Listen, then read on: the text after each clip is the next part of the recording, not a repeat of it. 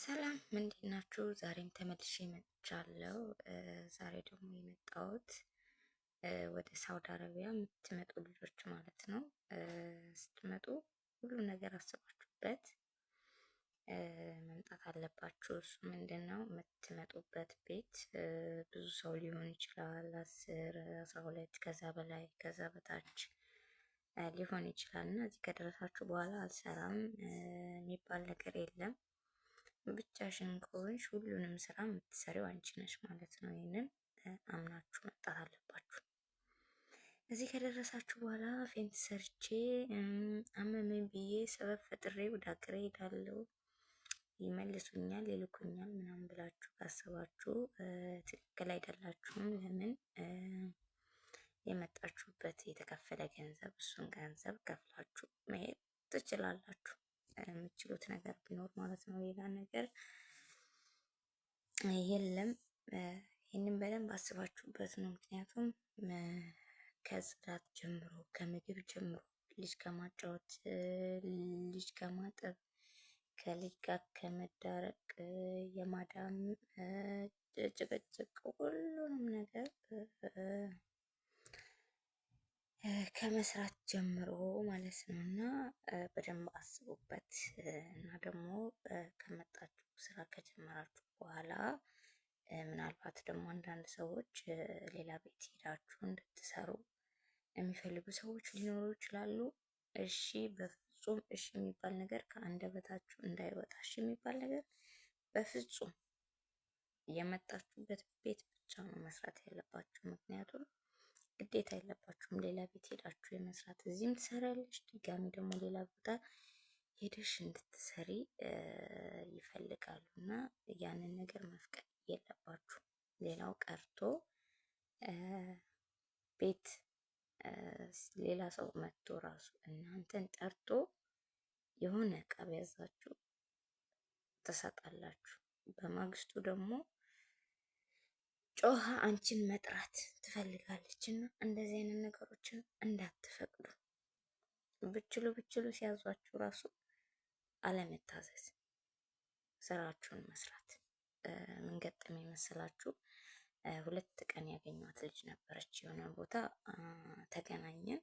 በማግስቱ ደግሞ እነሱ ቤት ሂጄ አገኘኋትና እንደ አጋጣሚ የአሰሪዋ እህቶች መጥተው ነበረ። ከመጡ በኋላ ምንድን ነው አንደኛዋ ትመጣና አሰሪዋ አይደለችም፣ የአሰሪዋ እህት ትመጣና ለልጆቹ ውጭ ላይ ለስላሳ ቅጅላቸው ምናምን አለቻት ማለት ነው። ከዛ ስትላት ልጅቷ ከመጣች 6 ወሯ። ከዛ እየሰራሁ እኮ ነው አልታይሽም? እየሰራሁ እኮ ነው አለቻት። በቃ እኔ ብሆን ይሄኔ ሄጄ ሰጥቻቸው መጥቼ ሌላ የእሷን ትእዛዝ ተቀብዬ ሌላ ደግሞ ትእዛዝ ታዘዣለሁ። የምር እንደዚህ አንዳንድ ልጆች ግን ጎበዞች ናቸውና አንዷም ደግሞ የእሷ እህት ናት። ሌላኛው ትመጣና ውሃ ቀጅልኝ ከስትላት ምንም አላለቻትም። እየሰራሁ እኮ ነው አልታይሽም? ያው ብርጭቆ እዛ ጋር ላይ ቀርተሽ ጠጪ አለቻት። ማርያምን እውነቴን እኮ ነው። እንዴት በቃ እንዴት እንዳስደመመችኝ ብትሉ እንደሱ አይነት ሰው ለመሆን ሞክሩ። እንሞክር ከኔም ጀምሮ ማለት ነው። እና የመጣው ሰው ሁላ ሲጠራን አቤት እያለን እየሮጥን እንሄዳለን። የመጣው ሰው ሁላ ጮሁ ሲናገረን እሺ ብለን እንቀበላለን። እና እንደሱ አይነት ልጅ ለመሆን በጣም እየጣርኩ ነው እውነት ለመናገር። እና አንዳንድ ጎበዝ ልጆች አላችሁ። እንግዲህ ከመጣች 6 ወሯ ነው። ገብቷችኋል? በሄድም አለች ሴትዮ ትመልሰኛለች፣ በሄድም ሴትዮ ትመልሰኛለች። ስለዚህ እየሰራው እያየችኝ እኔና እንደዚህ አርጊ እንደዚህ አርጊ ምትለኝ አለች ማለት ነው። ወይኔ ጎበዝ ነሽ አልኳት። እኔ ጎበዝ ነሽ አልኳት። ምን ልበላት? አደነኳት ማርያምን። እና ከቻላችሁ እንደሱ አይነት ልጅ ነው መሆን ሞክሩ። ቤት ራሱ ሲመጡ ማለት ነው፣ አይደለም ሌላ ቤት ሄዳችሁ ለመስራት፣ ቤት ራሱ ሲመጡ። ሌላው ደግሞ ምን ልላችሁ ፈልጌ ነው፣